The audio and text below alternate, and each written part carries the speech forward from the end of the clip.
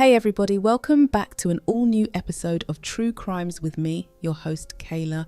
Today we're going to be talking about the case of Georgia Williams. But before we dive in, I just want to give my usual disclaimer. I mean absolutely no disrespect to anyone mentioned in this video. All of the information has been gathered from publicly available sources online and is simply being compiled into one video. So let's get into it. Georgia Williams was a 17-year-old girl born on the 7th of September 1995 in Telford in Shropshire in England. She was born the younger of two siblings. Her older sister was named Scarlett, her mother was named Lynette, and her father was named Steve. Georgia was a very lively, outgoing girl. She made friends with everyone. She was very kind of cheeky and charming. She always played pranks on her sister. She was very family orientated. She was very loving, very caring, very empathetic. She always felt for the people around her. She always wanted to try and make other people happy if they were sad, and you'll see that very soon in this case. She always wanted to make everyone around her feel comfortable and happy. Georgia was bullied throughout primary school, and her mother offered to call in the school and get Georgia removed from classes away from her bully. But Georgia, she was very strong, and she said, "No, Mum, I can handle this myself." But when Georgia went up to high school, that dynamic completely flipped on its head. She became very popular. She had a lot of friends. She was very well liked. And she actually became head girl of that high school. She began training as an air cadet on the side and actually had dreams of becoming an RAF paramedic when she left school. When Georgia turned 17, she got a part-time job working at her local petrol station, and she quickly made friends with all of the co-workers. However, there was this one boy that always seemed to be left out of everything, and Georgia, like I said, she was very empathetic. She always wanted people to be happy, and so when she joined the petrol station, she involved him in everything, and he quickly became friends with the group. This boy was 22-year-old Jamie Reynolds. He quickly developed a liking for Georgia. He always used to ask her out on dates, ask her to be his girlfriend, and Georgia, in the politest way possible, used to reject him every time. Georgia would just basically friend zone him. She said that she wasn't looking for a boyfriend right now. She preferred how they were as friends. She was just very polite, very considerate, and although Jamie was upset that she didn't feel the same way about him, he respected her wishes, and the two of them just carried on being friends, good friends actually. When Jamie turned 23 years old, he expressed to Georgia that he wasn't happy in his job at the petrol station. That was his full-time job, and he didn't feel like he wanted to do that for the rest of his life. So Jamie and Georgia sat down and they kind of talked about his hobbies, what he was passionate about, and then Jamie said that he was really into photography. And so Georgia urged him to maybe take that up as a career. And so Jamie took Georgia's advice and asked her if she would be a model for him so that he could take some photos to create like a professional portfolio of his work. And Georgia said yes. She wanted to help him. And so they arranged for Sunday, 26th of May 2013. She was going to come over. A bunch of Jamie's other friends were going to come over to his parents' house, and they were just going to have this massive photo shoot together. Georgia actually almost didn't go last minute because her family were having a barbecue round at the house. All the grandparents were there, aunties, uncles. However, Jamie only lived 5 minutes down the road, and so she just decided to go anyway, hoping it wouldn't be quite quick. So Georgia went upstairs. She did her hair, she did her makeup, she had her hair in a ponytail, she wore a leather jacket and some jeans. And the last thing her father Steve said to her when she came downstairs in this outfit ready to go to the photo shoot was that she looked beautiful, and she even looked like Sandy from Grease. So then she left her house around 7:30 and started the 5-minute walk to Jamie Reynolds' house. Then around 10:30 that night, so 3 hours later, Georgia still wasn't home. So Lynette, her mother, texted just asking when the photo shoot was going to end, how long she planned on being out. She never received a text back from Georgia, who said that the photo shoot actually ended a while ago and she's just been out with some friends ever since. And it had her usual 3 kisses on the end. As for what time she was coming home, Georgia just said she didn't know. She was probably going to be out too late, so she told the parents not to bother waiting up for her, and Georgia was very sensible. She'd never kind of rebelled. She was always very well behaved, She never got herself into trouble, and so her parents trusted her, so they went to bed. But then when they woke up the next morning, Georgia still wasn't home. So Lynette texted her again that morning at around 6 a.m, just asking where she'd been, what time she planned on coming home, and she didn't receive a text back until like 7:30 a.m. Georgia just basically said that she'd ended up staying over at a friend's house and forgot to text her mum, and her phone was actually running out of battery, so if she stopped replying to texts, that'd be why. The exact wording of that text was actually, "My phone battery is dying too," which is very significant when you find out that it wasn't actually Georgia that was sending these texts. It was someone pretending to be Georgia. So that day, it was a Monday, the day after she left the house, it was May 27th, and she was actually due to be going to a music festival. And so her parents, when she didn't return home all day, just kind of assumed that she'd gone straight there after being at this friend's house. But they were sure that she'd be back by Tuesday morning, because she actually had her first ever driving lesson that morning, and she was very excited to start driving. Georgia's dad, Steve, theorised that maybe she was just rebelling. Like I said, she'd been very sensible all her life, very kind of trustworthy, always behaved very well. She was never a rebellious teenager, and so he thought maybe she's going through that right now, ignoring the parents for a few days, going off, doing whatever she wanted, not coming home. Obviously, he wasn't happy about it. He was worried about her, but that's what he felt could have been happening. On the Monday evening, they waited up really late for her to come home, but still, there was no sign of Georgia. They were ringing her phone, but at this point, it was going straight to voicemail. So either her phone had run out of battery, like that text said, or it had been switched off. Georgia's parents asked around all the friends if she was with any of them, if any of them knew anything, but none of them had seen or heard from Georgia. And so the next morning, when she didn't show up for her Tuesday morning driving lesson, her parents reported her missing to the police. So Georgia's parents told police everything they could, but all they really knew was that she was going to a photo shoot at Jamie Reynolds' house. They didn't know any of the other friends' names. They didn't know where she'd been at all. And so all police could really do was look into Jamie Reynolds, because he was the only name they had. Police ran a background check on Jamie Reynolds, and what they found was very concerning. In 2008, Jamie Reynolds was caught by police attempting to strangle a teenage girl, and he was unbelievably only given a warning for that. He wasn't arrested for assault. He wasn't charged with anything. He wasn't even just taken into custody for a little while. He was literally just warned at the scene and let go. So immediately Jamie Reynolds was a person of interest, if not a suspect. And so they went to his house to go and speak to him. However, when they got to his house, there were no lights on, there was no car in the driveway, and no one was answering the door. And so they knocked the door in. Police had a quick look around the house, but there was absolutely no sign of Jamie or Georgia.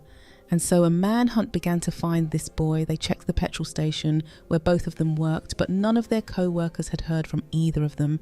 None of them had been in for their shifts. Police called Jamie's parents, who he lived with, but they were actually on holiday at the time, and they gave police the registration of the van that was now missing, that he was probably driving, and so the search for this van started. Police in Shropshire informed police all over the UK of this registration plate and this model of van, because by now this was 2 days after Georgia went missing. He could be anywhere at this point, and he was 280 miles away in a different country, in Glasgow, in Scotland.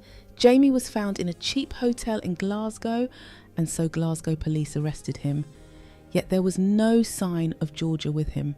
All Glasgow police could ask him, since it wasn't their case to deal with, it was Shropshire police's case, all they could ask him was, "Where is Georgia?" And he just said, "I don't know, sir."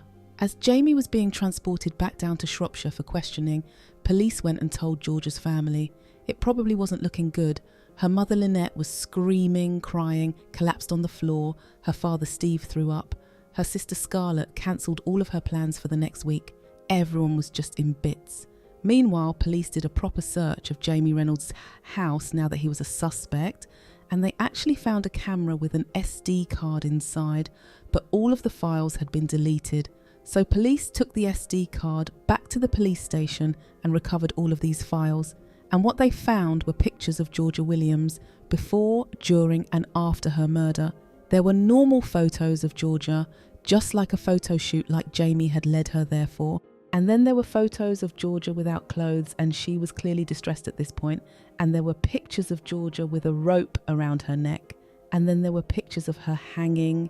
Jamie then took Georgia's body down and took pictures of her in every single position imaginable. There were hundreds. And he was moving the body around to different rooms while taking these pictures. Jamie then had with her dead body several times and photographed that too. Police continued to search Jamie's home and his computer history, and they actually found 16,800 images and 72 videos of extreme pornography. And when I say extreme, I mean fetishes of rape, snuff films where people are murdered, tortured, just very violent things. At this point, Jamie's parents had flown back over to England early so that they could be questioned by police too. And they actually told police that Jamie had been watching these things, these very extreme pornographic films, since he was 14 years old, or at least that's when they caught him. He could have been watching them way before that. And Jamie's parents did what they could to stop him from accessing these websites.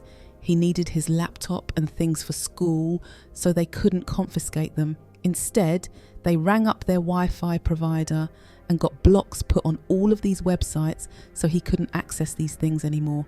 But Jamie Reynolds, at the age of 14, called up and paid for his own private Wi-Fi provider that his parents had no idea about, so that he could use that one without the blocks on it. So Jamie was paying for his own Wi-Fi every month, and his parents had no idea, and he'd been doing this for nearly 10 years. Meanwhile, Jamie's parents were thinking that he'd stopped watching all these things nearly a decade ago because they'd blocked them all, but he'd actually been watching them the whole time. His parents actually informed police and social services at the time that they found out that he was watching them because they were concerned.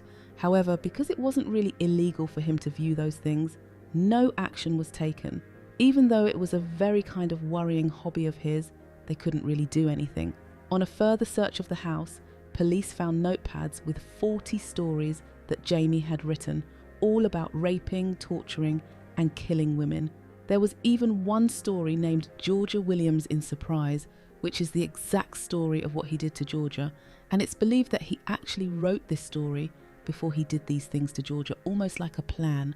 He'd also drawn pictures of women being strangled, hung, asphyxiated. He'd even printed out pictures of real women that he knew in his life and defaced those with the same things. Meanwhile, during his questioning, Jamie was maintaining his innocence, although police knew he was guilty, and so they charged him with George's murder. So now police had to actually locate George's body. However, like I said, Jamie was maintaining his innocence. He wasn't giving anything up. He was so cold and emotionless all the way throughout this. He really did not care what he'd done to Georgia. He didn't care what he was doing to her family, the pain that he was putting them through. And so, because he wouldn't give anything up, police began tracing Jamie's steps. On the Monday morning after he'd killed Georgia, he was caught on CCTV at the local petrol station, filling up his van, and Georgia's body was actually in the back of that van. Devendra of 60 miles to Wrexham, where he parked in a cinema car park, left Georgia's body in the van in the car park and went inside and watched a movie. And like I said earlier, Jamie always used to be asking Georgia to be his girlfriend, to go out on dates, specifically dates to the cinema. And one of his last attempts at asking her on a date was actually to go and see the new Fast and Furious film that had come out at the time. And as she did with all of his advances, she politely declined it. And so, after killing her, Jamie made sure that he got that date, even if it meant taking her dead body and leaving her in the car park while he went and watched the film. After the trip to the cinema, police lost Jamie's van on CCTV footage, and so a public appeal was put out for anyone to come forward if they'd seen that van anywhere between Wrexham and Scotland. And unbelievably, it actually worked. Several people came forward to say that they'd seen Jamie and this van on a mountain pass in North Wales, and this mountain pass had like woods around it and things. It was very muddy, and Jamie's van had actually gotten stuck. and several people came out to help him, and that's how they all recognised him, because they spent quite a bit of face-to-face time with him. And so police kind of put two and two together. Jamie had a dead body in the back of his van. What use would he have been at a woods other than to dump this body? And so a full search was carried out on this mountain pass, all the wooded areas around it, and sure enough, police found the naked body of Georgia Williams. So Georgia's body was recovered.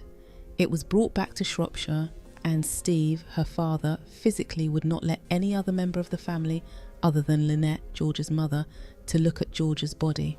He said that it was way too painful for him. You can tell in interviews how scarred he was from seeing his daughter like that. And he said that he didn't want that for any of the other family members. Georgia wouldn't want that for any of the family members. He said that he wanted them to remember Georgia as she was in her life, not as she was in death. So Jamie Reynolds, like I said, maintained his innocence this whole time. He had nothing to do with Georgia's murder. That was until the first day of his trial, when he stood up and pled guilty. So there was no need for a trial of anything. Jamie Reynolds had just stood up there and confessed to killing and taking all those pictures of Georgia Williams. The judge described Jamie Reynolds as a potential serial killer, and so he gave him a whole life tariff because he was a clear, dangerous person. If he was let out of prison again, he would do this again. At the time, Jamie was the youngest person to have ever been given a full life tariff.